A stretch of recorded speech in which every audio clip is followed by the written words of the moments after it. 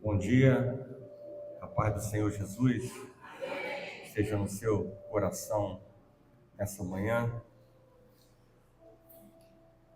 Nós estamos, eu penso que isso não é senso comum entre nós. Nós estamos vivendo num mundo onde cada vez mais o certo é errado e o errado é certo. Valores moralmente e espiritualmente eternizados na palavra de Deus como incorretos ou reprovados, ganhando uma nova roupagem, uma roupagem de argumentos sólidos, sustentáveis, e por vezes e muitas vezes usando até mesmo a própria palavra de Deus, distorcendo a palavra de Deus para encaixar as suas visões, os seus pensamentos, para se adequar a uma nova realidade. Esse é o mundo em que nós estamos vivendo. Cada vez mais o amor diminuindo, se esfriando. Hoje vemos com naturalidade casais que se desmancham, e daqui a pouco, hoje nós olhamos um homem com uma mulher, aí amanhã temos que tomar cuidado até mesmo na hora de falar, porque já eis que surge como um milagre uma outra mulher, um outro varão, né, diante dos nossos olhos. A traição é algo que está no cardápio, né, do mundo, já não é uma coisa que assusta, não é uma coisa que traz um impacto tão profundo quanto era no passado. Não estou querendo dizer que desde a criação do mundo, o mundo foi perfeito e veio, né, evoluindo. Pelo contrário, a prostituição, a imoralidade, a desobediência, a idolatria sempre estiveram presentes na história da humanidade. Mas é fato que as coisas estão ficando cada vez piores. Mas eu quero dizer nessa manhã para a igreja que se nós somos infiéis, diz a palavra de Deus, Deus, ele permanece fiel. E é por isso que nessa manhã eu quero ministrar ao coração da igreja uma palavra debaixo do guarda-chuva da temática da Igreja de Cristo, fiel. Fiel no quê? Só nos pensamentos? Não. Fiel nas ações. Né? Porque nós precisamos combater o mal com a palavra de Deus. Os nossos olhos não podem estar acomodados a determinadas coisas que vemos no mundo e que tentam ser implantadas dentro da igreja. Né? Nós precisamos estar alertas. Nada melhor do que a palavra de Deus para nos exortar, nos confrontar, né, nos esclarecer. Determinadas coisas que às vezes fazem parte da nossa rotina precisam ser entendidas, né, como erradas. Não é porque fazem parte da nossa rotina se tornaram certas, porque senão a gente está vivendo o mesmo discurso do mundo, em que o certo virou errado e o errado virou certo. E a gente precisa ser, como a palavra mesmo de Deus diz, vigilante, né? E nada melhor do que vigiar na palavra de Deus aquilo que o Senhor espera de uma igreja verdadeira, de uma igreja fiel a Ele. Amém? Então, por isso eu quero convidar você a abrir a palavra do Senhor no livro de Salmos.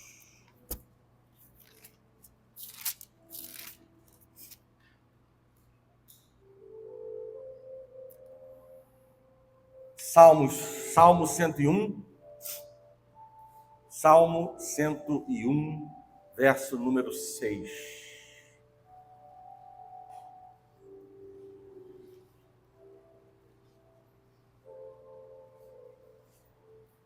Salmo 101, verso número 6. Diz assim a palavra de Deus: os meus olhos procurarão os fiéis da terra, para que habitem comigo.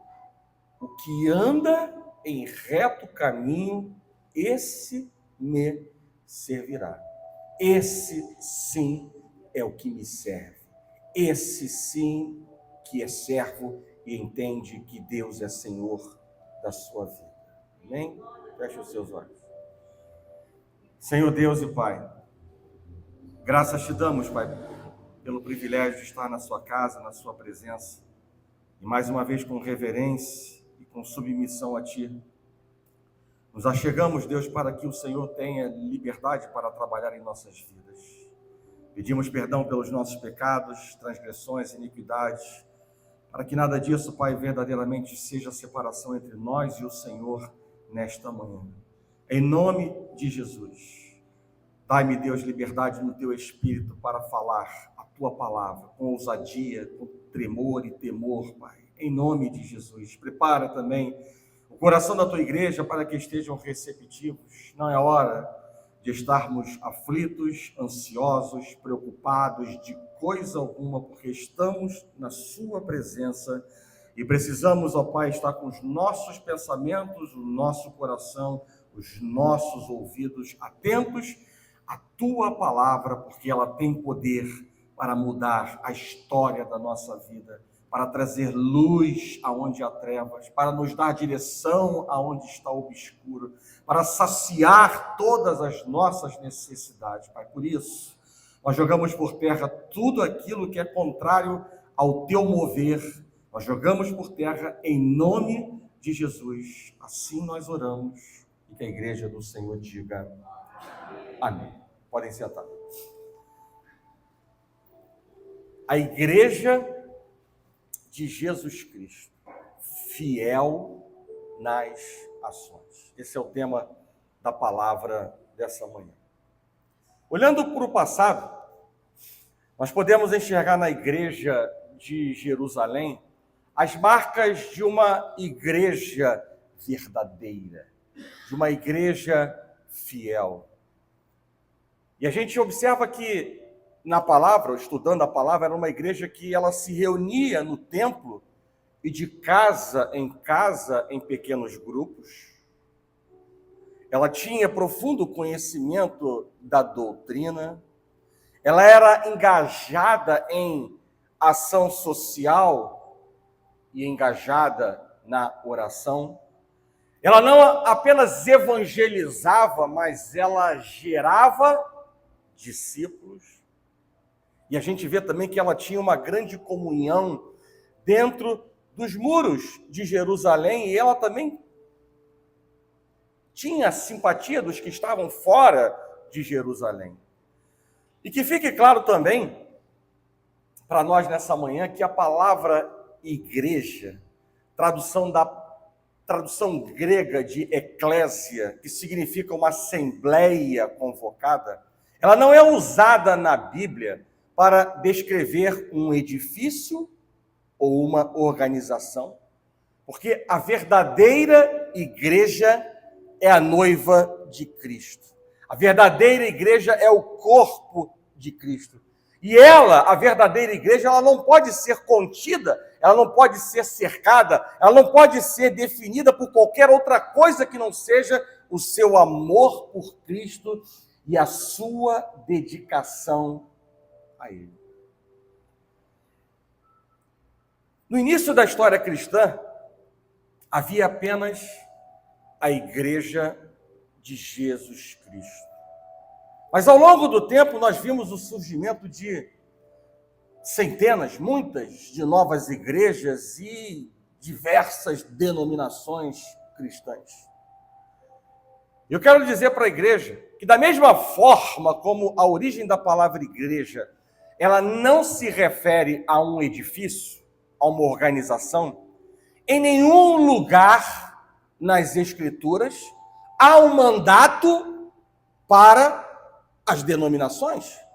Pelo contrário, o mandato de Deus é para a união, o mandato de Deus é para a conexão. Mas a história, ela nos diz que o denominacionalismo é o resultado, ou é causado por conflitos, por confrontações que levaram a muitas divisões e a muitas separações. E eu já dividi isso com a minha esposa por diversas vezes e ao longo eu diria que não é da última semana, mas por diversos anos, eu já dividi com ela que eu particularmente, eu não consigo entender se é realmente de Deus, se é realmente Deus quem inspira homens a gerar tantas denominações entre nós. No início da história cristã, como eu disse, era apenas a Igreja de Jesus Cristo. No fim dos tempos, na eternidade, também não existirão diferentes denominações. Eu não sei se seria muito ingênuo pensar, para mim, que as igrejas deveriam, carta à igreja de Éfeso, uma localidade. Carta à igreja de Esmirna, uma localidade. Carta à igreja de Filadélfia. No meu entender, não sei se é ser muito ingênuo, mas ao invés de tantas denominações, nós poderíamos ter uma outra leitura, como a Igreja de Jesus Cristo de Botafogo, a Igreja de Jesus Cristo de Copacabana, mas aí você já tem um argumento pronto para combater essa ideia. Você vai dizer assim, mas pastor, naquela época a igreja era pequenininha, né? Estavam começando, então por isso que dava para falar só a igreja de Éfeso. Então tá bom, então vamos fazer uma modificação. A Igreja de Jesus Cristo de Botafogo, Templo 1. A Igreja de Jesus Cristo de Botafogo, Templo 2. Templo 3. Mas não, diversas denominações. E vocês sabem aonde é que tudo isso começou entre os evangélicos? Exatamente no início de tudo, na Reforma Protestante. Com o surgimento, por exemplo, do luteranismo, do calvinismo, do wesleyanismo e por aí vai, reformas que questionaram e criticaram práticas e doutrinas da Igreja Católica e que se arrastam na história da Igreja até os dias de hoje. Quantas igrejas perderam a identidade da igreja raiz, da igreja primitiva, da igreja verdadeira? Estão focadas em metas numéricas, estão com valores distorcidos acerca do que é verdadeiramente a grandeza de uma igreja. Estão coroando o sucesso. Mas eu quero dizer nessa manhã que Deus, que é o mesmo de ontem, hoje e de sempre, Ele continua coroando a fidelidade da sua igreja. Sabe por quê? Porque Ele não mudou o decreto que Ele estabeleceu lá em Apocalipse, no capítulo 2, verso número 10, quando diz: "Sê fiel até a morte e dar-te-ei a coroa da vida." Deus, Ele continua coroando a fidelidade porque Ele se chama fiel e verdadeiro. Apocalipse 19, verso 11 diz: "Vi o céu aberto e eis um cavalo branco. O seu cavaleiro se chama Fiel e Verdadeiro e julga e peleja com justiça." É por isso que Ele continua coroando a fidelidade da sua igreja. Para Deus, a grandeza de uma igreja está na fidelidade que ela tem com Jesus, na fidelidade que ela tem com a palavra de Deus, no compromisso que ela tem com Jesus, no compromisso que ela tem com a palavra de Deus, na lealdade que ela tem com Jesus. Sabe por quê? Porque Deus, Ele não vê como o homem vê. Deus, Ele vê o coração. E Ele enxerga as verdadeiras motivações que estão sendo nutridas em nossos corações. Os meus olhos, diz o Senhor, procurarão os fiéis da terra, para que habitem comigo. O que anda em reto caminho, esse me seguirá. Andarão dois juntos, se não houver entre eles um acordo? Por que eu disse isso? Primeiro porque está na palavra, no livro de Amós, capítulo 3, verso 3. Mas eu trouxe essa reflexão, porque ela tem uma resposta clara para nós. Isso quer dizer claramente para nós que Deus jamais andou com o infiel na terra, e mais ainda, no novo céu e na nova terra não haverá morada para o infiel. A igreja, ela precisa ser fiel, porque se ela abandonar o seu compromisso com Deus, ela se torna sal sem sabor. Se ela calar a sua voz, ela se torna uma luz debaixo do alqueire. Se ela fizer amizade com o mundo, ela se torna inimiga de Deus. Se ela se conformar com o presente século, ela perde o seu testemunho e ela acaba sendo condenada com o mundo. A igreja precisa ser fiel à palavra de Deus para andar na verdade, para pregar a verdade. E eu diria que mudar a mensagem para agradar os homens é incorrer em anátema. Eu diria que tornar a mensagem mais açucarada para agradar aos ouvidos incircuncisos é atentar contra o Todo-Poderoso. Pregar o que as pessoas querem ouvir é contribuir para a formação e a manutenção de uma igreja superficial, limitada e menina.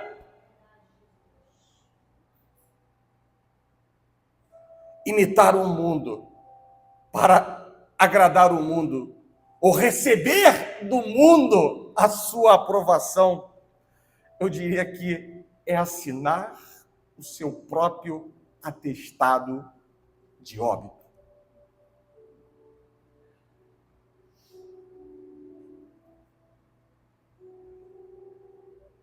E a despeito do volume de igrejas e de denominações existentes no plano terreno, no mundo espiritual, só existem dois tipos de igreja: a igreja fiel e a igreja infiel.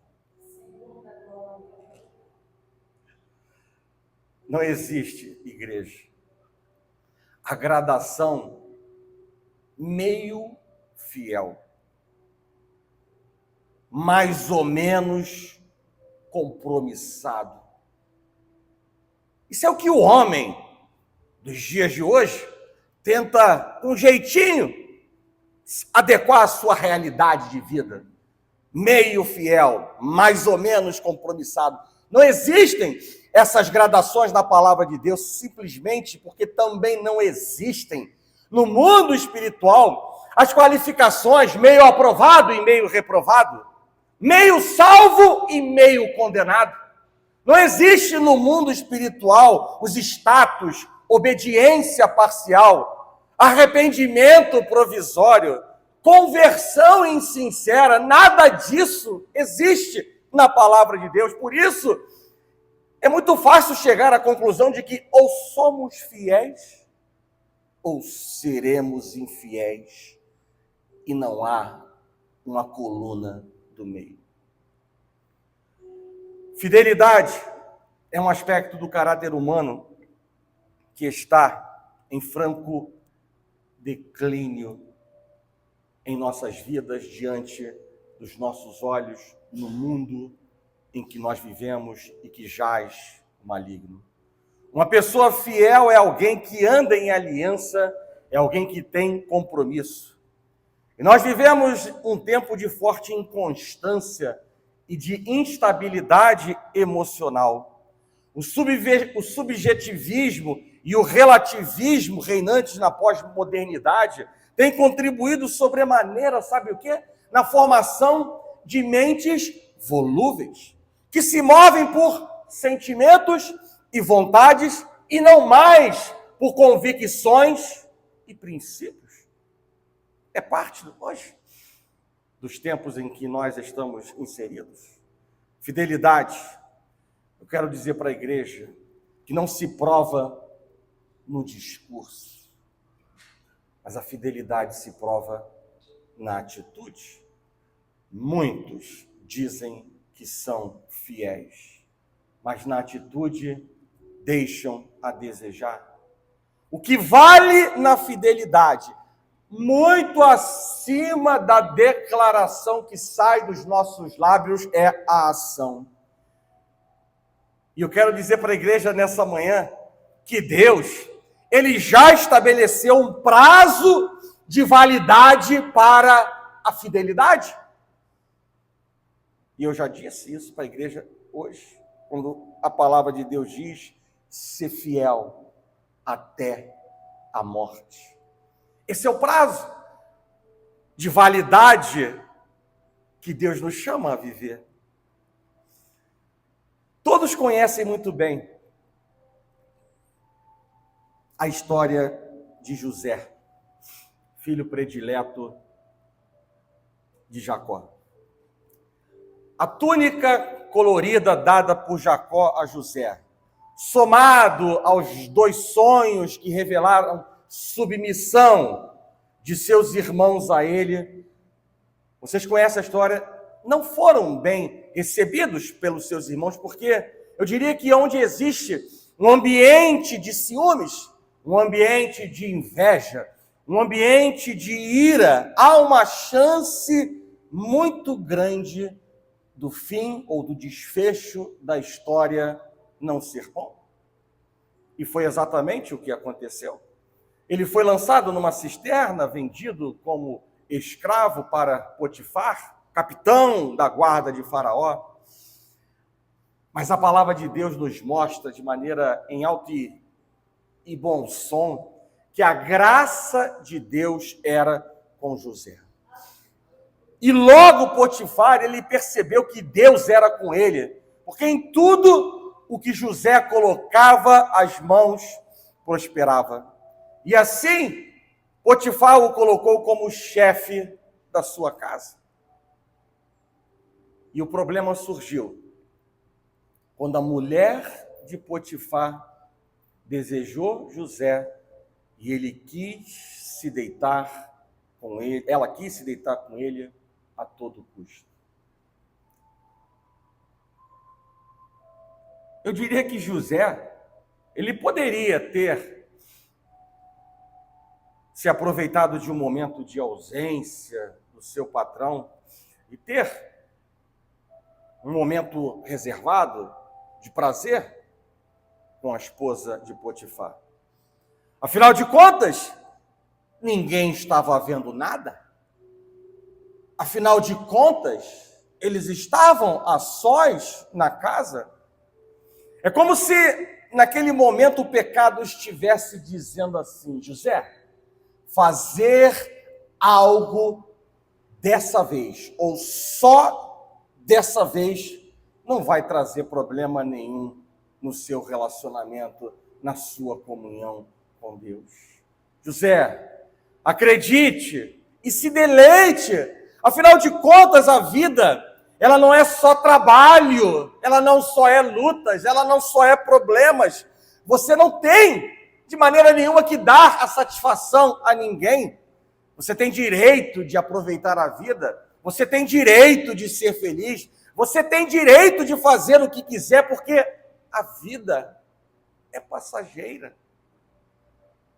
Esse é o pecado, ou esses são os instrumentos do diabo querendo dar uma rasteira nos filhos de Deus.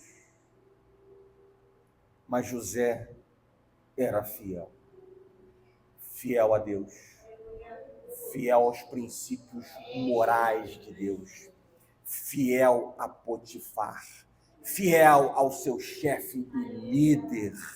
Ele era um servo irrepreensível. Ele sabia o que tinha que fazer e naturalmente e simplesmente fazia. Ele não precisava ser lembrado de suas responsabilidades. Ele era jovem de idade, mas ele tinha maturidade espiritual. Ele era jovem de idade, mas ele tinha maturidade espiritual. E isso traz uma mensagem importante para nós, um parêntese importante para nós nessa manhã. Isso reforça para nós que ter maturidade espiritual não está relacionada ou associada à idade biológica, não está associado ao tempo de conversão, não está associado ao tempo de igreja, não está associado ao tempo de ministério, mas está, sim, inequivocadamente associado à rendição que nós damos a Deus, a nossa consagração, a dedicação, a transformação, em conhecer a Deus, em viver a sua palavra, em ser praticante da palavra e não somente ouvinte, porque a própria palavra declara que aqueles que são apenas ouvintes e não são praticantes, eles estão enganando a si mesmo. Eu diria que, enquanto a maturidade ela se traduz, qualitativamente falando, em trocar a mentalidade carnal pela mentalidade de Deus, quantitativamente falando, a maturidade ela se traduz em produzir muito fruto. João, no capítulo 15, verso número 8, diz: nisto é glorificado meu Pai, que deis muito fruto. E assim sereis conhecidos como meus discípulos. Há uma associação que a palavra de Deus deixa claro para nós. Discípulo não é aquele que vem à igreja apenas. Discípulo não é quem esquenta o banco da igreja em todos os cultos. Discípulo não é aquele que diz que é seguidor de Cristo e que sabe que ele é filho de Deus e que veio para salvar a humanidade. Discípulo é aquele que produz muitos frutos. E isso é a medida quantitativa da maturidade espiritual presente em nós. Não adianta gritar, bater no peito, eu sou isso, eu sou aquilo, eu faço isso, eu faço aquilo. Somos conhecidos pelos frutos. E os discípulos, os verdadeiros discípulos, vejo até uma certa incoerência, né? Verdadeiros, não precisava nem falar verdadeiros, mas os verdadeiros discípulos são aqueles que produzem muitos frutos. José foi fiel. Ainda que ninguém estivesse ali vendo, José, ele sabia que há um Deus no céu que vê todas as coisas. E isso não é qualquer coisa. Mas quantas pessoas dentro das igrejas se esquecem disso? Banalizam isso. E estão pulando a cerca da confiança, a cerca da fidelidade, a cerca da amizade, a cerca da disciplina, acerca da submissão, e pensam que tudo o que fazem está oculto. Porque o pecado, ele cega, o pecado, ele cria enganos e o ambiente fictício. Mas eu quero dizer para a igreja que não há nada oculto aos olhos de Deus, a quem nós iremos prestar as devidas contas. Glória, glória, glória a Deus. E verdadeiramente, aquilo que plantam, colhem. Não precisamos exercer a nossa justiça, até porque a palavra de Deus diz que se a gente se coloca na frente de Deus e vem e vai fazer a justiça, ele se cala e não é a justiça viva em nossas vidas. Mas aqueles que plantam erradamente, erroneamente, corruptivamente, vão colher os frutos daquilo. Porque da mesma maneira como de uma laranjeira não vamos colher maçã, de uma vida de infidelidade não vamos colher prosperidade. De uma vida de infidelidade não vamos colher a aprovação de Deus. Quantas vezes temos o senso de fidelidade aguçado em nós, quando nós tomamos conhecimento de uma traição conjugal, de alguém próximo a nós, quando alguém não cumpre uma promessa conosco, ou não cumpre um voto conosco, e se mostra, consequentemente, infiel ao que foi acordado, quantas vezes temos o senso de fidelidade aguçado para essas coisas e nos falta discernimento para enxergar a nossa própria infidelidade a Deus. Sabe por quê? Como sempre, é mais fácil ver o erro dos outros do que as nossas próprias falhas. Por vezes, se faz necessário ouvir de Deus. Não fica chocado não, irmão. Mas por vezes, se faz necessário ouvir de Deus o que está escrito no Evangelho de Mateus, no capítulo 7, verso número 5, quando é dito assim: hipócrita, tira primeiro a trave do teu olho, e então cuidarás em tirar o argueiro do olho do teu irmão. Quantas vezes isso não se faz necessário em nossas próprias vidas? É tão fácil ser infiel a Deus. É uma linha muito tênue, muito fina entre a fidelidade e a infidelidade. E eu quero dizer para a igreja nessa manhã que nós somos infiéis ao Senhor em muitas. Temos a possibilidade de ser infiéis ao Senhor em um leque muito grande de coisas. Nós somos infiéis, por exemplo, quando nossas atitudes, elas não são coerentes com a honestidade, com a integridade, elas não são coerentes com a gratidão, elas não são coerentes com a humildade. Então, se nós estamos vivendo numa rota contrária à honestidade, à integridade, à gratidão e à humildade, nós estamos sendo infiéis ao que Deus nos dá como caminho para viver. Nós somos infiéis quando usamos armas carnais nas batalhas espirituais, ao invés das armas espirituais. Usamos armas carnais nas batalhas espirituais, ao invés das armas espirituais. Somos infiéis a Deus quando tomamos decisões unilaterais e precipitadas. Somos infiéis ao Senhor quando a vontade de Deus ela é ignorada e ela é deixada de lado. Nós somos infiéis a Deus quando nós não congregamos.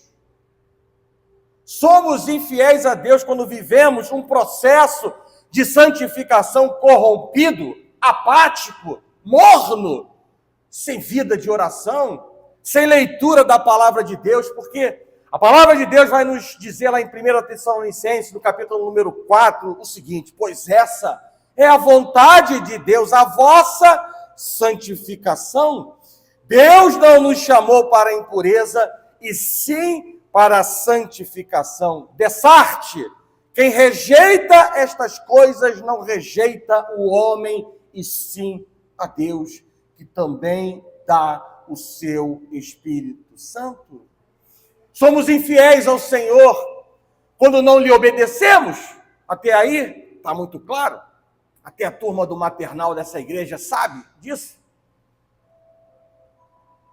Mas também somos infiéis ao Senhor quando nós não obedecemos aos nossos superiores terrenos e espirituais também. Vejam a relação direta entre uma coisa e outra.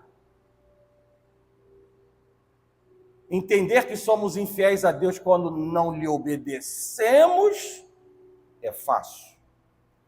Mas entender que somos infiéis ao Senhor quando não obedecemos aos nossos superiores terrenos e espirituais é outra coisa e faz parte do mesmo saco de reprovação de Deus.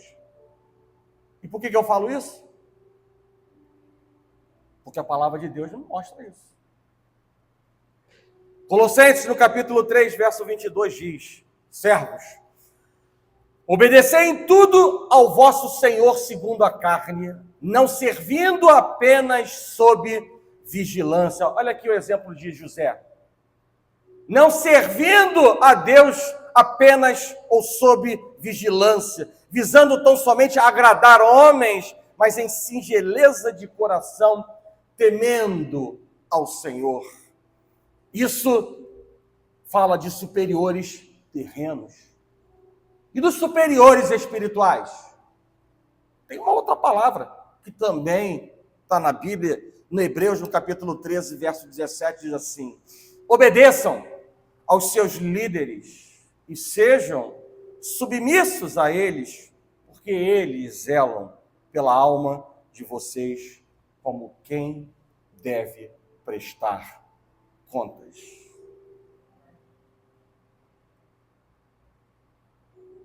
Às vezes, como eu já preguei aqui diversas vezes, né, pensamos que negar Cristo é apenas se lembrar de Pedro. Não, Pedro negou 3 vezes. Ele negou. Eu não. Eu sou pecador, mas eu não nego Deus. E às vezes nos falta entendimento. Já disse, talvez você já tenha escutado. E se já escutou, é ótimo para reforçar no teu coração o que você não é chamado a fazer.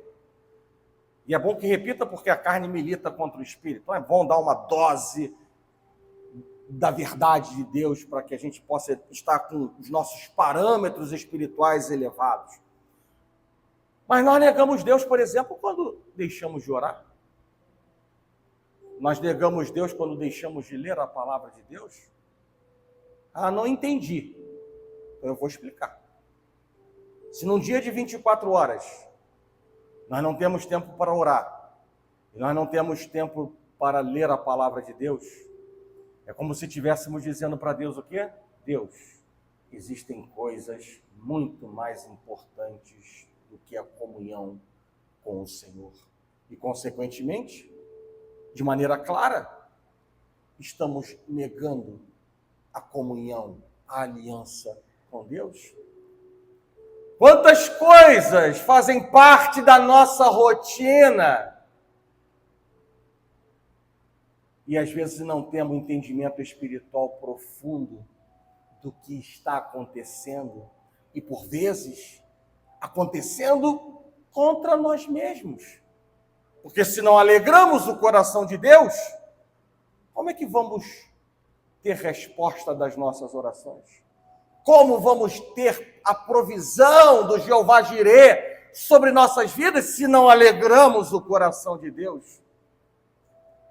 E eu estou dizendo nessa manhã que não obedecer a Deus é um ato de infidelidade, mas não obedecer também aos seus superiores terrenos e espirituais, também é um ato de infidelidade a Deus e, consequentemente, uma porta fechada nos céus para impedir a provisão e a bênção sobre a sua vida. Quantas vezes é mais fácil murmurar? Quantas vezes é mais fácil questionar, ao invés de olhar para o próprio umbigo, para si, e refletir como nós estamos vivendo a nossa vida espiritual. Essa semana, houve uma mensagem no grupo da família Nova Vida, onde no primeiro parágrafo dizia: alegrei-me quando me disseram, vamos à casa do Senhor. Será que todos têm legitimidade para dizer isso?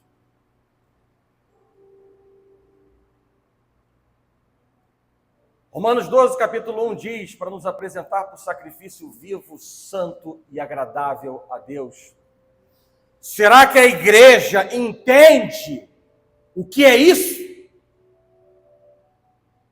Será que a igreja entende a profundidade da exortação, da recomendação, da direção que Paulo deu à igreja e que vale para nós?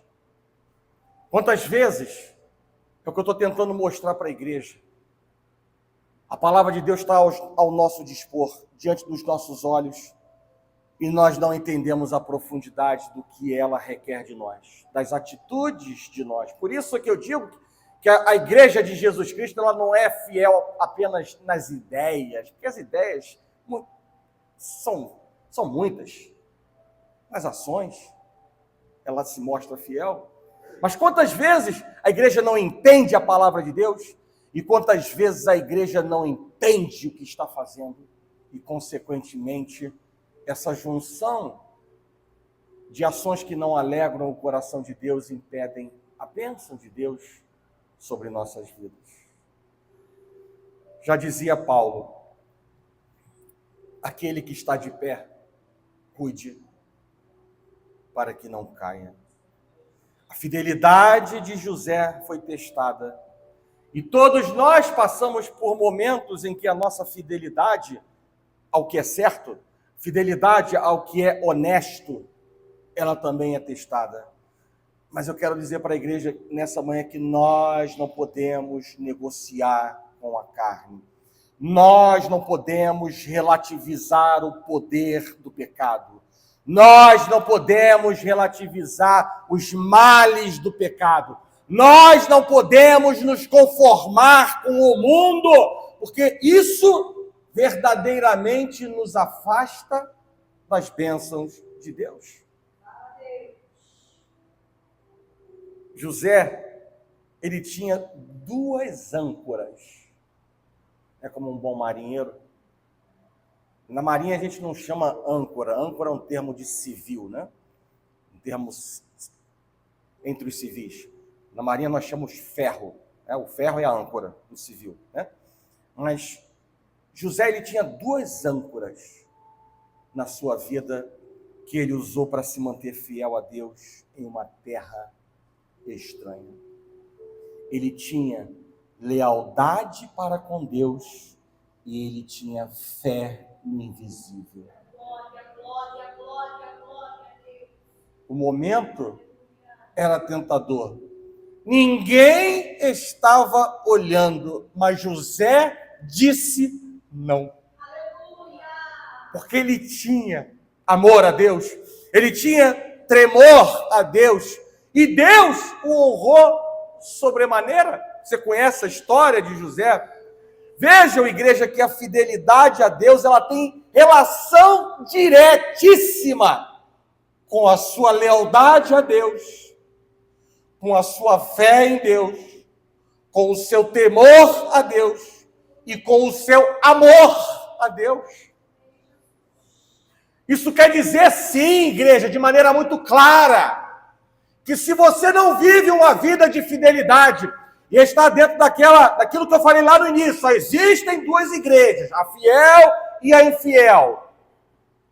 Alguma coisa está errada na sua vida quanto à lealdade com Deus a sua fé em Deus, o seu tremor a Deus e o seu amor a Deus. Lembre-se, pela terceira vez, digo nessa manhã, aquilo que está escrito no Salmo 101, no verso número 6. Os meus olhos procurarão os fiéis da terra para que habitem comigo. O que anda em reto caminho, esse me seguirá. 2 Coríntios, no capítulo 4, verso 12, diz: ora, além disso, o que se requer dos dispenseiros é que cada um deles seja, não é esteja, é seja encontrado fiel. Quem diz isso? A palavra de Deus. Seja encontrado fiel. Quantos outros exemplos de fidelidade a Deus em tempos de crise estão na Bíblia? Como Jó, que perdeu tudo que tinha, bens, família, saúde, mas mesmo assim ele permaneceu fiel e Deus restituiu tudo em dobro. Como Josué, que quando o povo de Israel quis se afastar de Deus, ele disse com determinação: eu e a minha casa serviremos ao Senhor. Como João Batista, que perdeu a cabeça, mas ele não perdeu a sua fidelidade a Deus. Como Paulo, no final da sua carreira, quando ele encarava já a sua própria morte, ele disse: porque eu sei em quem tenho crido, e eu estou certo de que Ele é poderoso para guardar o meu depósito até aquele dia. Mas em Jesus está o maior exemplo de fidelidade para as nossas vidas. Ele foi fiel à vontade de Deus. Ele foi fiel ao plano da redenção de Deus. Foi fiel ao seu amor por nós. Ele não desistiu da sua missão. E Paulo, escrevendo aos Filipenses, ele diz: tende em vós o mesmo sentimento que também houve em Cristo Jesus. Pois ele, subsistindo em forma de Deus, não julgou como usurpação o ser igual a Deus. Antes, a si mesmo se esvaziou, assumindo a forma de servo, tornando-se em semelhança de homens e reconhecido em figura humana. A si mesmo se humilhou, tornando-se obediente até a morte e morte de cruz. Pelo que também Deus o exaltou sobremaneira e lhe deu o nome que está acima de todo nome, para que ao nome de Jesus se dobre todo o joelho nos céus, na terra e debaixo da terra, e toda língua confesse que Jesus Cristo é Senhor, para a glória de Deus Pai. Se esvaziou, viveu como servo, se humilhou, foi obediente. E isso é importante para o ambiente da fidelidade que somos chamados a viver com Deus. Eu não vim nessa manhã tapar o sol com a peneira. Eu sou uma pessoa muito transparente naquilo que faço e naquilo que falo. Mas eu quero dizer para a igreja que caminhar com Jesus nem sempre é fácil. Ele nos leva a lugares diversos, a situações diversas. E a gente pode ver o próprio exemplo na caminhada dos discípulos com Jesus. No início, tudo era agradável. Jesus transformou água em vinho, Jesus multiplicou pães e peixes, Jesus curou os enfermos, Jesus ressuscitou os mortos, Jesus ele libertou muitos que estavam oprimidos. Que maravilha! Como é bom andar com Jesus. Mas o tempo ele foi passando e as circunstâncias foram ficando difíceis. Muitas pessoas foram se levantando contra Jesus e contra os próprios discípulos, e ali nessa pleia de homens contrários àquilo que Jesus estava pregando, estavam os fariseus, saduceus, escribas, sacerdotes, líderes políticos. Muitos passaram a perseguir Jesus, e tudo isso terminou aonde? Na crucificação de Jesus. Não há dúvidas de que andar com Jesus é muito bom, porque esse é o caminho da salvação, esse é o caminho da vida eterna, mas no meio dessa estrada existe uma cruz. Uma cruz que precisa ser tomada, não é carregada. Uma cruz que precisa ser tomada por nós, porque Jesus disse na sua palavra: se alguém quer me seguir, renuncie a si mesmo, tome a sua cruz e me siga. Não se trata de uma cruz de sofrimento, mas tomar a cruz significa se identificar com Cristo, significa confessar Cristo, significa viver a vida cristã, significa se afastar da aprovação do mundo, significa ser fiel a Cristo. Eu diria para a igreja que não basta ser fiel na bonança, não basta ser fiel na prosperidade, não basta ser fiel na hora de receber um milagre. Jesus, ele espera que sejamos fiéis também nos momentos de adversidade, nos momentos de dificuldade. Quando Deus ele nos dá uma ordem, nós precisamos cumpri-la por inteiro, mesmo que isso não seja agradável. E aí você vai escutar outra vez eu dizer para você nessa manhã: ser fiel até a morte. Mas existe algo bom que vem depois disso, quando Deus fala: e dar-te-ei a coroa da vida. E para nós sermos fiéis ao Senhor até a morte, isso implica em perseverar em algumas coisas. E uma delas, importante, é perseverar em sermos vigilantes. Sobretudo, como falei na introdução dessa palavra, no mundo em que nós vivemos. E Jesus ele fez severas exortações a seus discípulos quanto à vigilância espiritual, dizendo: acautelai-vos, que ninguém vos engane. Ele também falou: vigiai, porque não sabes a hora que há de vir o vosso Senhor. E a seguir, ou seja, depois disso, ele propôs a parábola do servo fiel e do servo mau, nos exortando a estar pronto ou prontos em todo o tempo, em todo lugar, em todo momento. Em Mateus, no capítulo 24, verso 48, está escrito: mas se aquele servo, sendo mau, disser consigo mesmo: meu senhor demora-se, é o que está escrito no verso 48.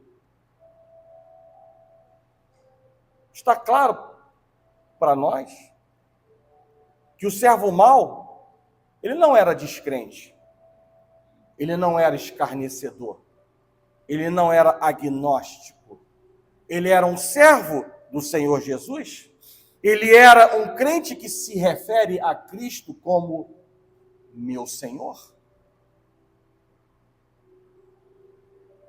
O servo mau, ele acredita na vinda de Cristo. Ele não é faltoso por negar a volta de Jesus, mas ele é faltoso por dizer: o meu Senhor demora-se.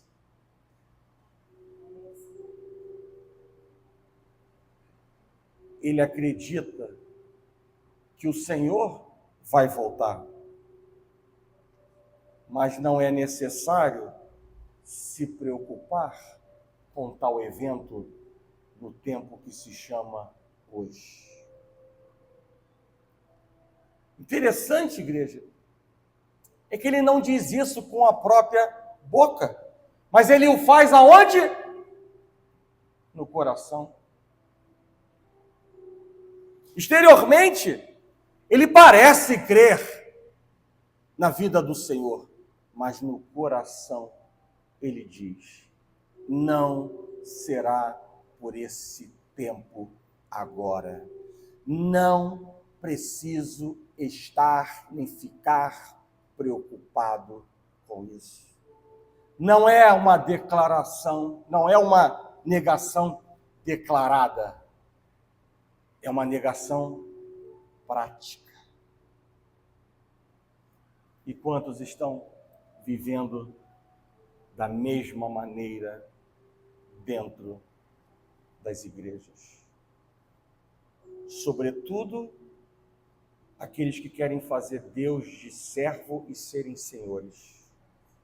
Sobretudo, aqueles que ainda continuam tendo um caso com o pecado.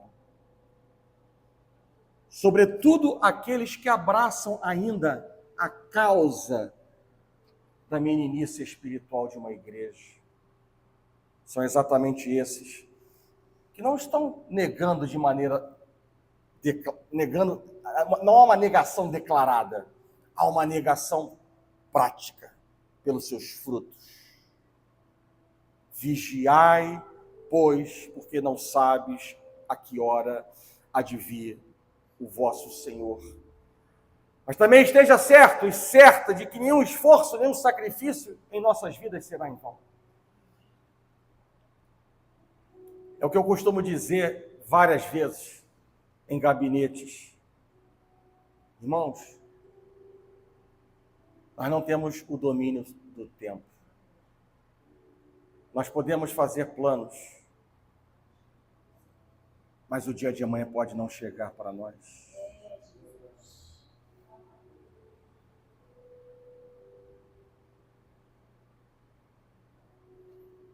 E o selo da aprovação de Deus, ele precisa estar sobre os nossos corações, nas nossas vidas. É por isso que Deus está dizendo para nós: vigiai, porque não sabe a hora que Jesus vem. Não viva como o servo mau, que acredita que o Senhor vai voltar, mas que não é ainda tempo de estar se preocupando com esse tipo de coisa. Sobretudo os jovens. Eu ainda tenho 70 anos para viver. Por que fazer isso agora? Eu me lembro muito bem de alguém que serviu comigo. Em um determinado momento, ele viu o meu testemunho.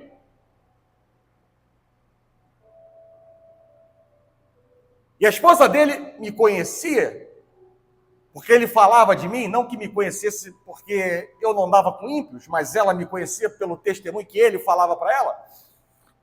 E aí ele sempre brincava comigo: Márcio, hoje está na tua conta, hein? Aí eu pensava assim: o quê? Não, hoje eu disse para minha esposa que eu estou contigo. Eu falei assim: irmão, isso não agrada o coração de Deus. Para com essa vida que você tem. Aí a resposta dele para mim foi: quando eu tiver 80 anos, depois de aproveitar toda a vida, eu entendo que esse caminho que você tem, ele é bom. Mas lá para os 80 anos, depois de curtir tudo, já ser um cacareco, já ser um bagaço. Palavras dele. Até porque na nossa igreja, Maria José e Naná não são cacareco nem bagaço. Pelo contrário, uma é anciã feroz e a outra é campeã internacional de natação. Então, nenhuma das duas anciãs da nossa igreja são cacareco. Mas ele dizia... Ganhei um ponto com a Naná. Aliás, mais um, né, Naná? Mais um. E ele dizia: quando eu for um cacareco, 80 anos, aí eu vou me converter. Eu falei assim: não faça isso, porque você não tem o domínio do tempo. E aí, um dia o destino nos separou, eu fui para um canto, ele foi para o outro, e tempos depois, onde estava aquele casamento? No lixo. depressão. Por quê? Ousou, brincou com Deus. E assim existem muitos dentro das igrejas que estão brincando de ser cristão, brincando com Deus. Acham que Deus não olha. Não conseguem ter essa sensibilidade espiritual da importância do que estamos fazendo e pensando. Porque Deus, Ele nos conhece por inteiro. Há um galardão no final dessa caminhada. E ela já foi dita para nós que é a coroa da vida eterna. Mas antes disso, esteja certa de que existem outras recompensas para aqueles que praticam a fidelidade. E eu quero anunciar apenas 3. Primeiro, Deus jamais se esquece do crente fiel. Deus jamais se esquece do seu filho fiel. A segunda importante recompensa nessa nossa caminhada e jornada até a coroa da vida eterna, eu posso dizer que no dia da adversidade nós seremos abastecidos e atendidos pelo Jeová Jireh. E a terceira importante recompensa que os fiéis vão ter é que nós colheremos uma vida abundante, próspera, porque Deus diz na sua palavra: se quiserdes e me ouvirdes, ou melhor, se fordes fiel, comereis o melhor dessa terra. É uma recompensa para nós. A fidelidade, já terminando a palavra, ela nos levará à morte. A fidelidade a Deus nos levará à morte, em diferentes níveis. Mas a fidelidade a Deus também nos levará a ressurreições em níveis incomparáveis. Seja fiel e usufrua o que a fidelidade tem para proporcionar a você. E eu faço um convite à igreja nessa manhã: queira ouvir do teu Deus, deseje ouvir do teu Deus o seguinte, aquilo que está escrito em Mateus no capítulo 25, verso 21. Muito bem, servo bom e fiel. Foste fiel no pouco, sobre o muito te colocarei. Entra no gozo do teu Senhor. Deseje, trabalhe com ações concretas, não diante dos olhos dos homens, de Deus, para que você possa escutar a mesma coisa que Deus disse ao servo bom e fiel. Foste fiel no pouco, no muito te colocarei, e mais ainda, entra no gozo do teu Senhor. Assim diz o Senhor, na sua palavra, para nós, nessa manhã. Convido você a estar de pé.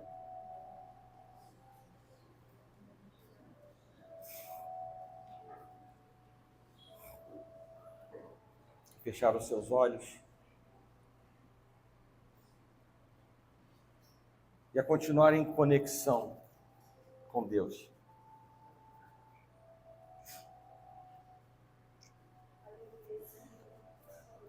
Deus ainda não acabou o que Ele tem para fazer nessa manhã, simplesmente porque o culto ainda não terminou.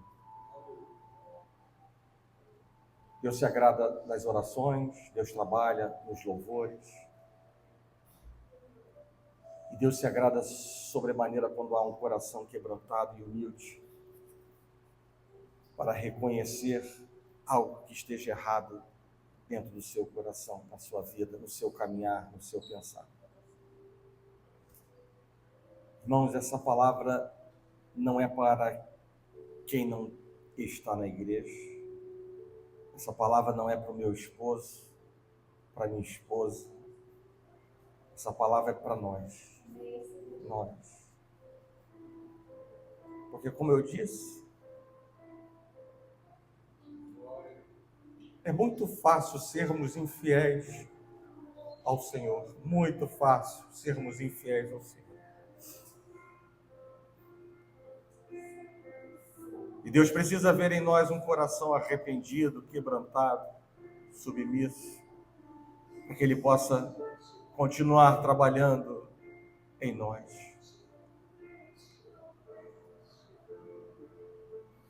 Nessa manhã eu te convido a não estar passivo. Você não está ajoelhado, você está em pé, eu vou orar. Mas fale com Deus. Porque você está no momento certo, no local certo, na presença do Deus único e certo na sua vida, aquele que pode fazer todas as coisas. Aquilo que você e eu não podemos fazer, Deus pode. Eu disse hoje na escola bíblica dominical que a palavra de Deus nos diz que nada temos porque não pedimos, ou pedimos mal. E agora não é tempo de ficar calado e não é tempo de pedir coisa errada. É tempo de nos alinharmos a Deus. Eu não estou pedindo para você falar publicamente nada, mas eu peço para que você, no seu secreto, tenha a ousadia de dizer a Deus o que não está correto em sua vida, o que precisa ser mudado, porque Ele já sabe. Ele conhece o seu deitar e levantar, Ele conhece os seus pensamentos, Ele conhece o seu coração, Ele te conhece por inteiro. O que Ele espera em você nessa manhã é ver se você confia nele, se você acredita que Ele pode mudar determinadas coisas na sua vida, se você entende que não é para amanhã, é hoje. Não é para depois de amanhã, é hoje. Não é para consertar alguma coisa, é hoje. Quando somos fracos, Deus nos faz fortes. E a fraqueza não é sinal de pecado nesse sentido. Ela é sinal de submissão a Deus, de entrega, de rendição, de servidão a Deus. Deus, Ele busca verdadeiras e corretas motivações no nosso coração para Ele trabalhar em nossas vidas. Deixa Deus trabalhar e continuar a boa obra na tua vida. Não coloque impedimentos e barreiras para o agir de Deus.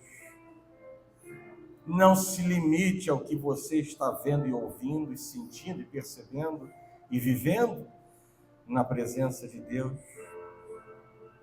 Essa bênção não é apenas para aquele irmãozinho cheio de Deus, e que a luz brilha mais do que o normal, fala em línguas estranhas, não. Tudo isso está disponível para nós. Você não é menor do que eu. A sua oração não tem valor menor do que a minha. Você não é menos importante para Deus do que eu. Mas abra o seu coração nessa manhã. Senhor Deus e Pai, graças te damos, Pai, por esse momento na tua casa.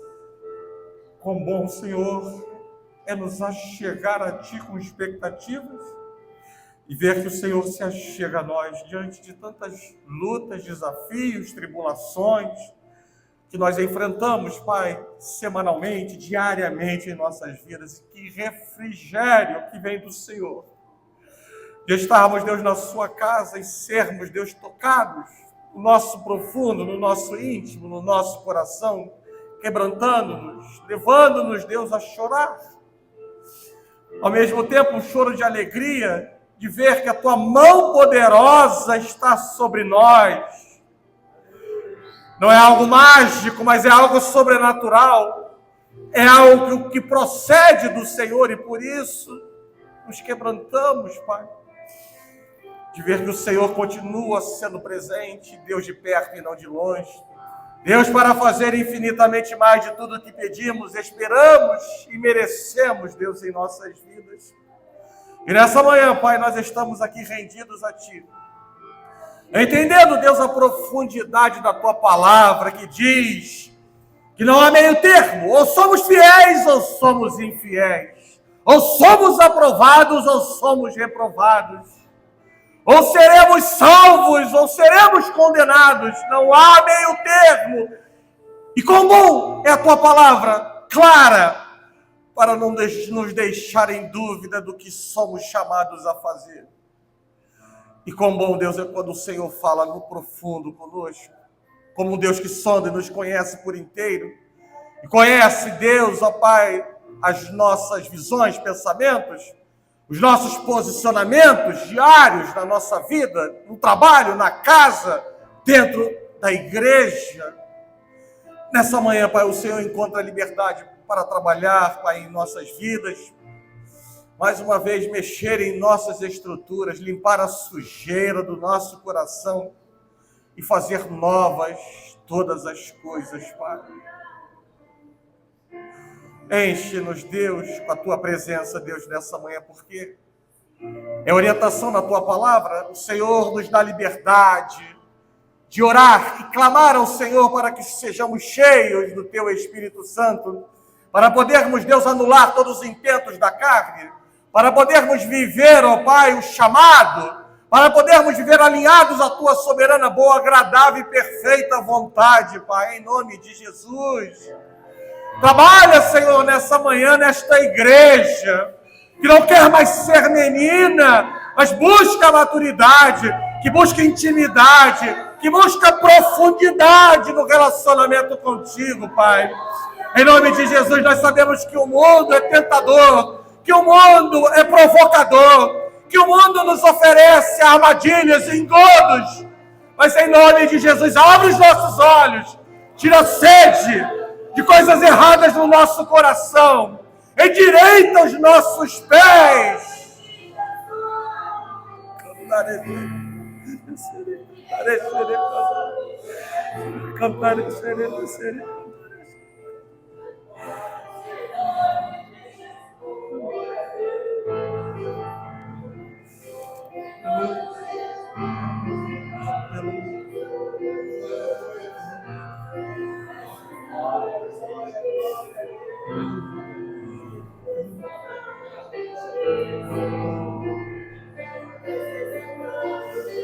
Deus, eu me calo agora para que o Senhor faça a obra nessa manhã na Tua igreja. Em nome de Jesus, eu levanto as minhas mãos como Moisés, para que o Senhor esteja, Pai, dando sinais da vitória e trazendo, Deus, novidade de vida para a Tua igreja nessa manhã, Pai. Enquanto, Deus, estamos, ó Pai, louvando com os instrumentos, eu levanto, Deus, as minhas mãos para o Senhor trabalhar em nossas vidas nessa manhã. Em nome de Jesus.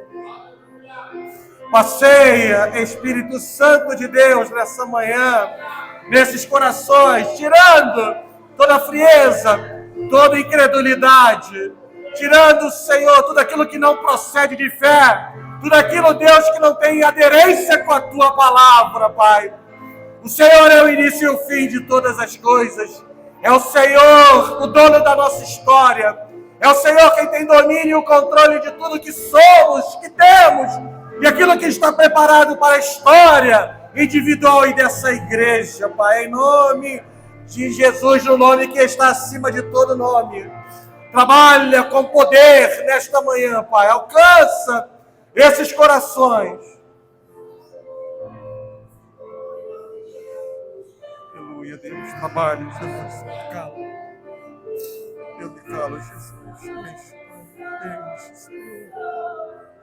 Enche, Jesus, com o Teu Espírito Santo, Pai. Oh Deus, manifesta a tua presença e poder, ó Pai, sobre esses corações, Jesus. Levanta, Senhor, ressuscita, Pai, o que está morto, Pai. Abre os olhos, Deus, espirituais. Oh Deus, tu és poderoso, Pai, para fazer muito mais do que eu posso imaginar. Deus Santo, tu tens domínio de todas as coisas, ó Pai. Em nome de Jesus, Jesus. Oh Deus, vai enchendo esses lábios, ó Pai, com o teu Espírito, Pai. Vai trazendo, Deus, um coração novo, trocando, Deus, corações de pedra em corações, ó Pai, vivos, de adoradores, de homens e mulheres, ó Pai, que te adoram, Pai, em espírito e em verdade, Senhor, nesta manhã, Jesus. Em nome de Jesus, Jesus, trabalha, passeia, Deus. Oh Deus, vivifica, Deus, a tua obra, Jesus. Vivifica, Deus, a tua obra, Jesus, nessa manhã, Deus, no coração, Jesus, dos teus filhos. Muda, Deus, a visão, o comportamento, os pensamentos, para a glória, Deus, do teu santo nome, Jesus, em nome de Jesus.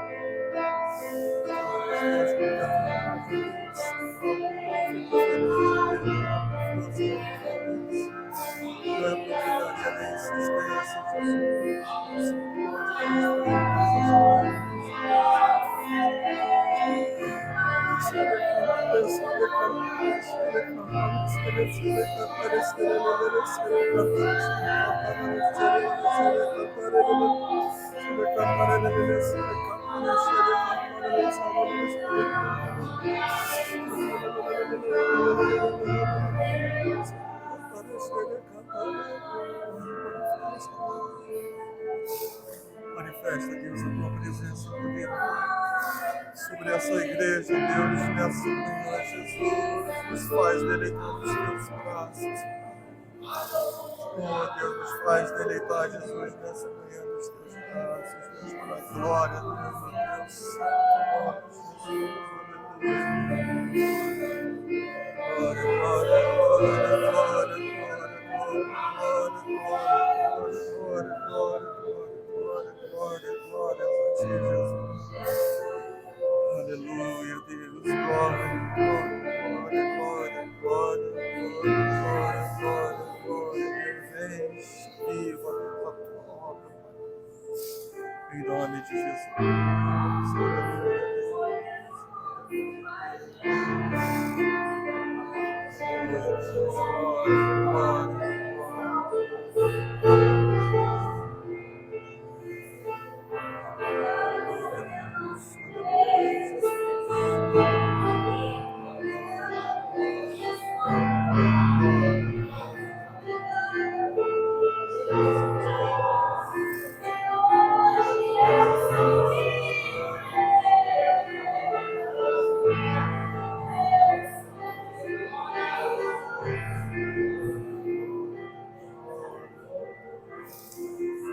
Glória a Deus.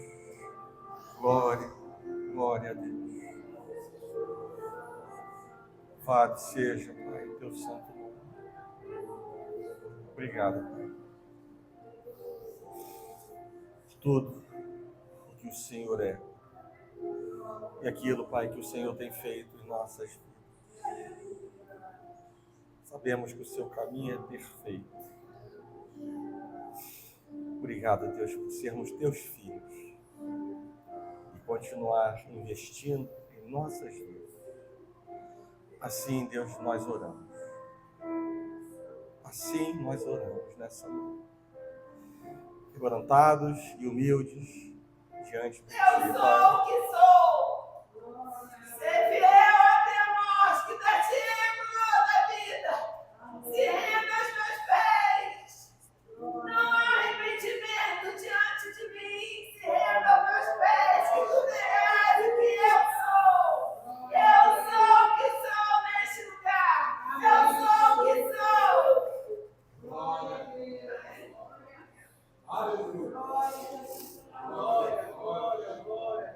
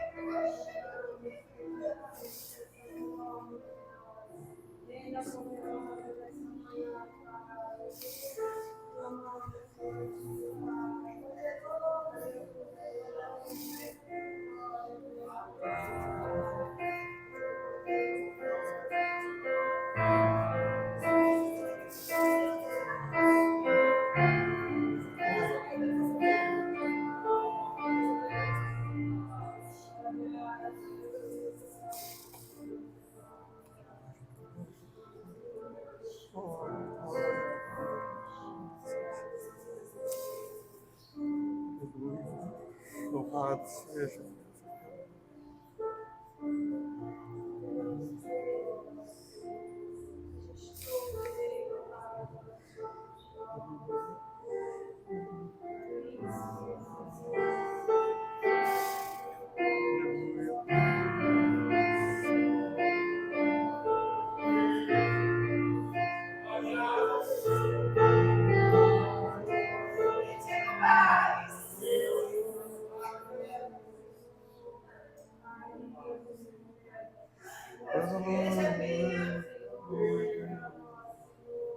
Ainda que o homem tente, Aleluia. Glória a Deus. Aleluia. eu ainda sou Jesus. Aleluia. que estou nesse lugar. Glórias a ti, Jesus. Eu sou.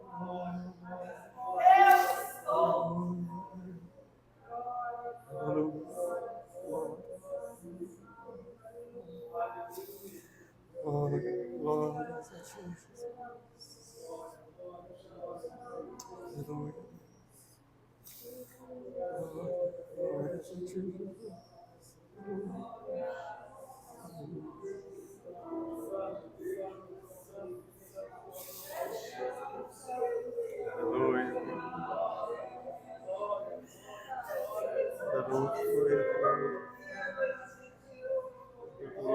Glórias a ti, Jesus. Aleluia.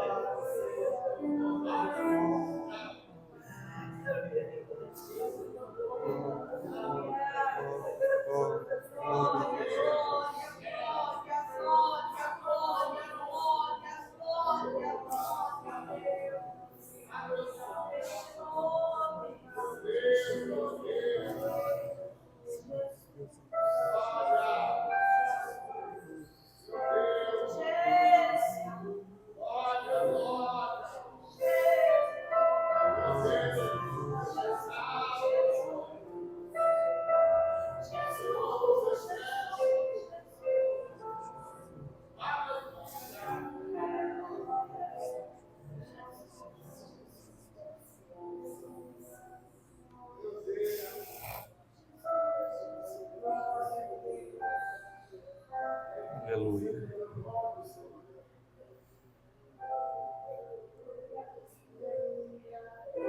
Contemplamos, Pai, mais uma vez que o Senhor é Deus de coisas novas, não é Deus de mesmice em nossas vidas.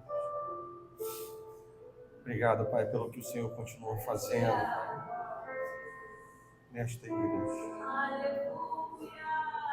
O inimigo não vai nos calar.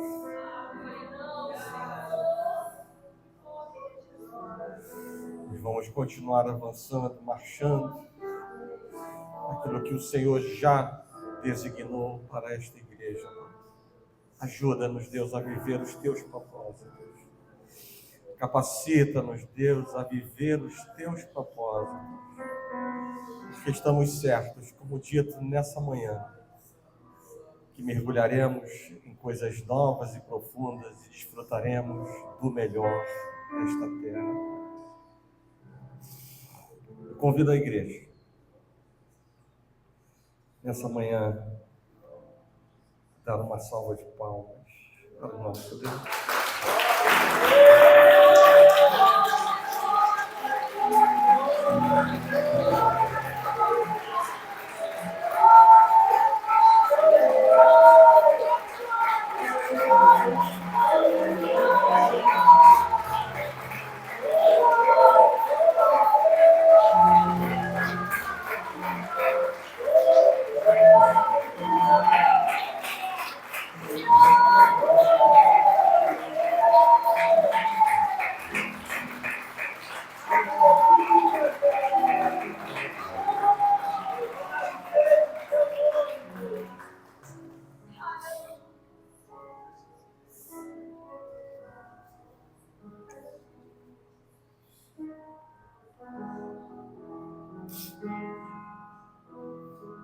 Convido a igreja a louvarmos o Senhor nessa manhã, ainda de pé. Peço aos levitas para tomarem posição.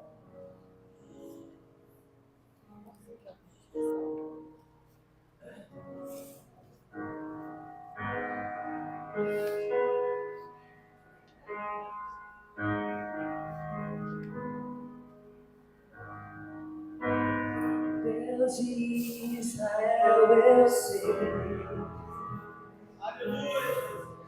Aleluia.